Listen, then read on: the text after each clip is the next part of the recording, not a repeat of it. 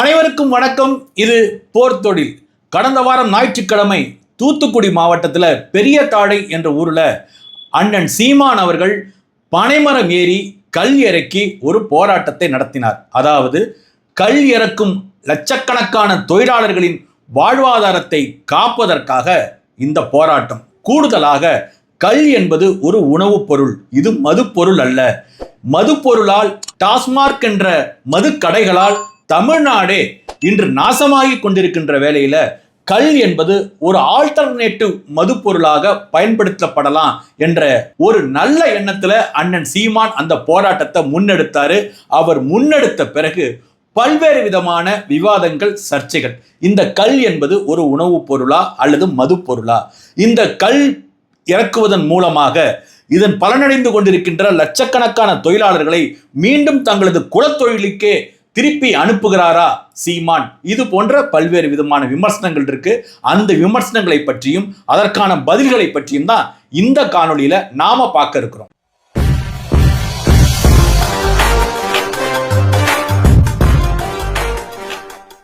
ஒரு அரசியல் கட்சி தலைவரே பனைமரம் ஏறி கல் இறக்கி போராடுவது என்பது கல் என்ற மது பொருளை இளைஞர்கள் மத்தியில பிரபலமாக்குகிற வேலை. அதோடு மட்டுமில்லாமல் அவர்களை போதையில் ஆழ்த்துகிற முயற்சி, மீண்டும் முற்காலத்திற்கு கொண்டு போய் எல்லோரையும் கல் குடிப்பவர்களாக மாற்றுகின்ற மிகப்பெரிய சதிகார வேலைன்னு பல்வேறு தரப்புகளிலிருந்து அண்ணன் சீமான் மீது விமர்சனங்கள் வந்து கொண்டிருக்கு. குறிப்பா திராவிட கூடாரத்திலிருந்து கூச்சல்கள் கேட்டுக்கொண்டே இருக்குதுங்க.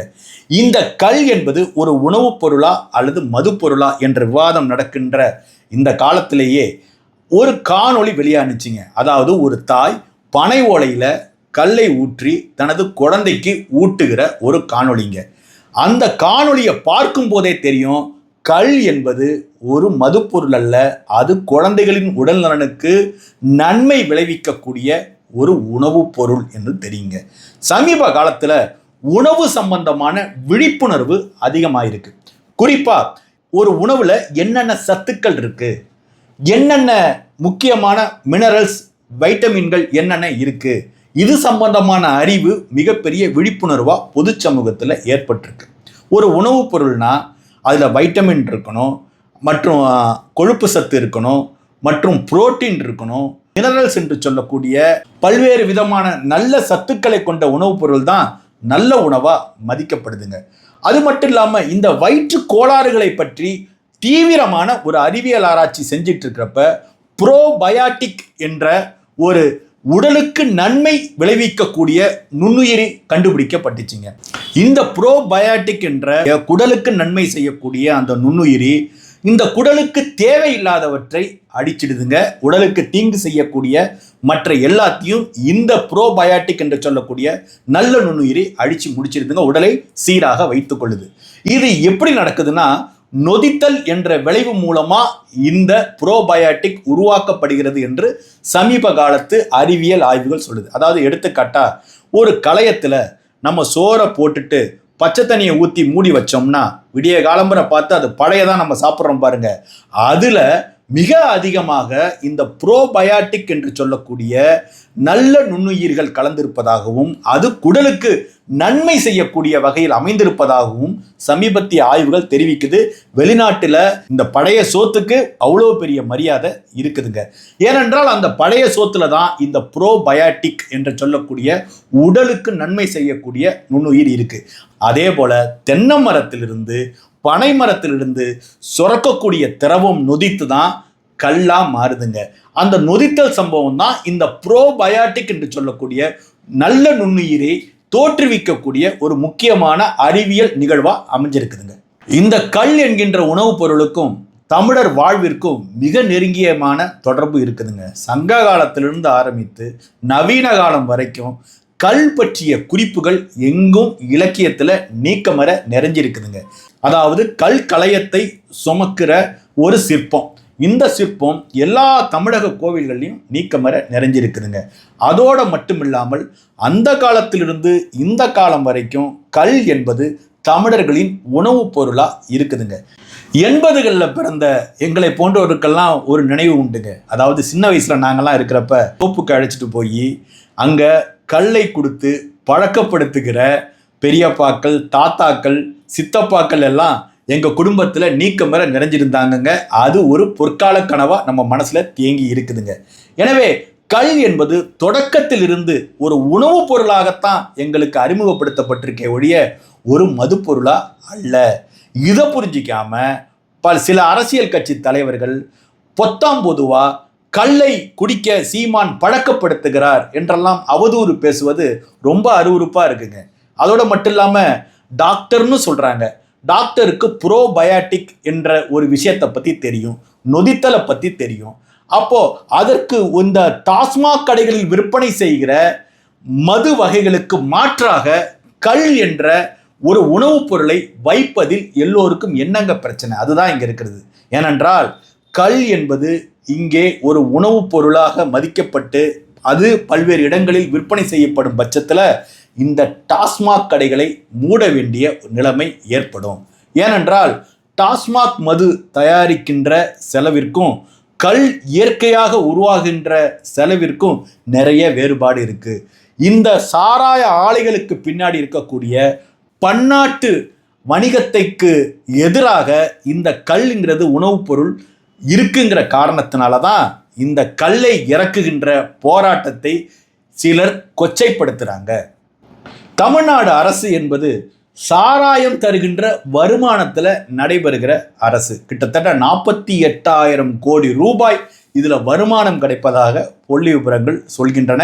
எதிர்காலத்தில் இது 1,00,000 கோடி ரூபாய் அளவிற்கு வருமானம் கிடைக்கக்கூடிய மிகப்பெரிய வணிகமாக மாறக்கூடிய வாய்ப்பும் இருக்குன்னு சொல்கிறாங்க. அப்போ இப்படி செல்வம் கொடிக்கிற இந்த சாராயம் விற்கிற வேலையை வைத்து கொண்டுதான் இங்கே தமிழ்நாடு அரசு நடைபெற்று கொண்டிருக்கிறது. அதாவது மக்களின் குடலை அறுத்து மக்களுக்கு பல்வேறு நோய்களை வழங்கக்கூடிய இந்த சாராயத்தை விற்றுதான் தமிழ்நாடு அரசே நடந்து கொண்டிருக்கு. எவ்வளவு ஒரு மோசமான நிலைமையை பாருங்க. ஊருக்கு ஊரு இளம் விதவைகள் அதிகரிப்பதற்கான காரணம் இந்த டாஸ்மாக் கடைகள். இன்னைக்கு தமிழ்நாட்டில் நீக்கமர நிறைந்திருப்பது குடிகாரர்கள் அல்ல, குடி நோயாளிகள். இந்த குடி நோயாளிகளால் தமிழ்நாட்டின் பொது சமூக உளவியல் பாதிக்கப்பட்டிருக்கு. சிறு வயதிலிருந்து மது அருந்துவது என்பது தீய பழக்கம் அல்ல என்பது திணிக்கப்பட்டிருக்கு. அதோடு மட்டும் இல்லாமல் ஒரு கல்யாணமா இருந்தாலும் சரிதான், ஒரு கருமாதியா இருந்தாலும் சரிதான், ஒரு பிறந்த நாளா இருந்தாலும் சரிதான், அன்னைக்கு கண்டிப்பா சாராயம் குடிச்சே ஆகணும் அப்படிங்கிற ஒரு பழக்கம் இருக்குங்க. எடுத்துக்காட்டா விடுமுறை தினங்கள்ல சாதாரணமா கறி எடுத்து சாப்பிடணும்னா அதற்கு முன்னாடி சாராயம் குடிச்சாகணும். அதோடு மட்டும் இல்லாமல் ஒரு பணியில் ஒரு உயர்வு வந்துச்சுன்னா சாராயம் குடிச்சாகணும். வீட்டுக்கு விருந்தாளி வந்தால் சாராயம் குடிச்சாகணும். இப்படி தமிழ்நாடே குடிகாரர்கள் மாநிலமாக மாறி கிடக்கு. இதிலிருந்து தமிழ்நாட்டை விடுதலை செய்ய வேண்டி ஒரு மிகப்பெரிய ஒரு போராட்டத்தையே நடத்த வேண்டியிருக்கு. அதனால தான் கள் என்ற உடலுக்கு நன்மை தரக்கூடிய உணவுப் பொருளை இந்த மது வகைகளுக்கு ஆல்டர்னேட்டா நாம வைக்க வேண்டி இருக்குங்க. டாஸ்மாக் கடைகளில் விற்பனை செய்யப்படுகின்ற விஸ்கி, பிராந்தி, ரம்மு, பீரு போன்ற எல்லா மதுபான வகைகளும் இயற்கையாக தயாரிக்கப்படுறது இல்லைங்க. இது வெளிநாடுகளில் தயாரிக்கப்படுவது போல அந்த நொதித்தல்னு நான் சொல்லிட்டு இருந்தேன் இல்லையா, அந்த முறையில் இங்கே மதுபானங்கள் தயாரிக்கப்படுறதில்லை. இந்த மதுபான ஆலைகளில் செயற்கையான கெமிக்கலை எல்லாம் ஒன்றா வாங்கி அதையெல்லாம் ஒன்றாக சேர்த்து மலிவான விலையில் மது விற்பனை செய்ய வேண்டும் என்ற நோக்கத்தில் உடல் நலனை பற்றி கவலைப்படாம தயாரிக்கப்படுகின்ற இந்த மதுபான வகைகள் மனிதனின் உடலுக்கும் உள்ளத்திற்கும் மிகப்பெரிய தீங்கை விளைவிக்குதுங்க. குறிப்பா மனிதர்களின் உள்ளத்தை அடிமையாக்குகின்ற மதுபானங்கள் இங்க தமிழ்நாட்டில் அதிக புழக்கத்தில் இருக்குங்க. அதனால தமிழ்நாட்டில் குடிகாரர்கள் மிக மிக குறைவு, குடி நோயாளிகள் தமிழ்நாட்டில் மிக மிக அதிகங்க. நீங்க நல்லா உற்று கவனிச்சிங்கன்னா தெரியும், இந்த குறைந்தது ஒரு 2-3 வருடங்களுக்கு தீவிரமாக குடித்து கொண்டிருந்தவர்கள் சிறுநீரகம் பாதிக்கப்பட்டு, கண் பார்வை பாதிக்கப்பட்டு, இதய கோளாறுகள் ஏற்பட்டு சிறு வயதிலேயே இறந்து போறாங்க. இதற்கு ஒரு மாற்றாதான் இந்த கள் என்பது இந்த உணவுப் பொருள். அதாவது உடலுக்கு நன்மை விளைவிக்கக்கூடிய மிதமான மதுங்கிறான். அந்த கல்லை இந்திய உணவு ஆராய்ச்சி கழகமே மிதமான மது அப்படின்னு கல்லை அவன் வகைமைப்படுத்துறான்.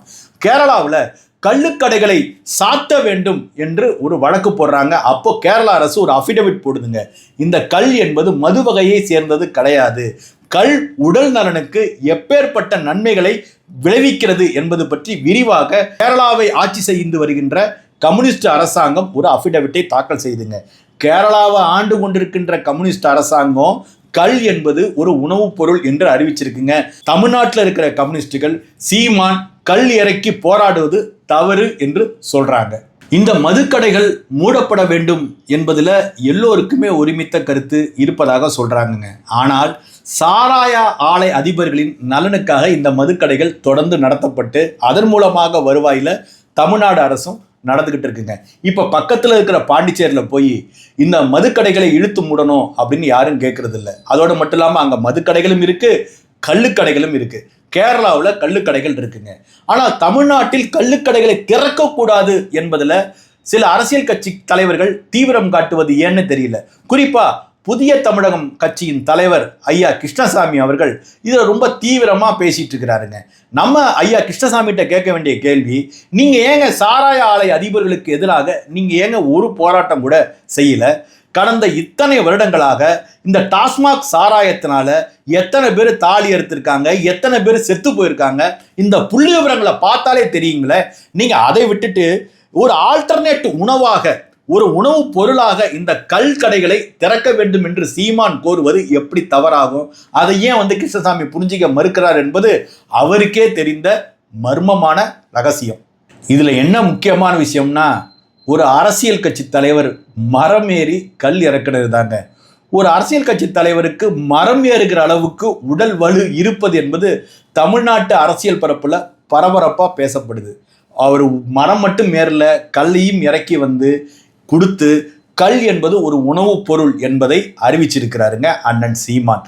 அதோடு மட்டும் இல்லாமல் தமிழ்நாடு முழுக்க இது பரபரப்பா பேசப்பட்டவுடன் இது நாம் தமிழர் கட்சிக்கு ஆதரவாக போய் சேர்ந்துருங்கிற காரணத்தினால புதிய தமிழகம் சார்பிலும் விடுதலை சிறுத்தைகள் சார்பிலும் சில எதிர்குறல்கள் கேட்குதுங்க.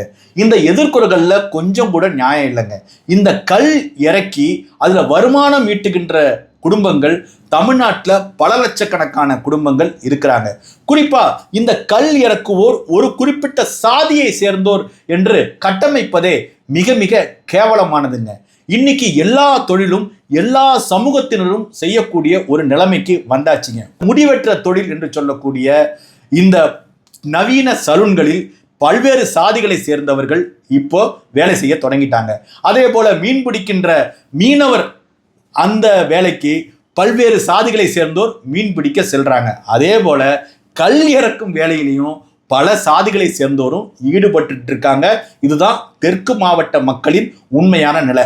அதையெல்லாம் மூடி மறைச்சிட்டு இது ஒரு குறிப்பிட்ட சாதிக்கு மட்டுமே சொந்தமானது, அந்த சாதியை சேர்ந்தோர் அந்த தொழிலிருந்து விடுபட்டு படிக்குவதற்காக காமராஜர் பள்ளிக்கூடங்களை திறந்தார், சீமான் மீண்டும் குடிக்க வைப்பதற்காக இந்த கல் ஏறி இறக்கும் போராட்டத்தை நடத்துகிறார் என்றெல்லாம் அவதூறு பேசுவது ரொம்ப கீழ்த்தனமானது மட்டுமல்ல, அது தேவையற்றது. சீமானனை நடத்துகிற இந்த போராட்டம் எதற்குன்னா, இங்கே நிகழ்ந்து கொண்டிருக்கின்ற இந்த டாஸ்மாக் மூலம் நடக்கின்ற இந்த மிகப்பெரிய ஊழல், அதை சார்ந்து மக்களுக்கு ஏற்பட்டிருக்கின்ற மிகப்பெரிய உடல்நல கேடு, அதை சார்ந்து ஏற்பட்டிருக்கின்ற பல லட்சக்கணக்கான மரணங்கள், இதற்கு எதிராக தான் ஒரு மாற்று ஒரு மதுவாக இந்த கள் என்பது ஒரு உணவுப் பொருளாக நீங்கள் பயன்படுத்த வேண்டும் என்கின்ற விழிப்புணர்வுனாலதான் அண்ணன் சீமான் பனைமரம் ஏறி கல்லை இறக்கி போராட்டம் நடத்தியிருக்கிறாரு. எனவே இது ஒரு காலத்தின் தேவையாக இந்த போராட்டம் இருக்கிறது. இதை உணராதோர் தமிழர்களுக்கு எதிரானவர்கள் என்று உணர்க. அனைவருக்கும் நன்றி, வணக்கம்.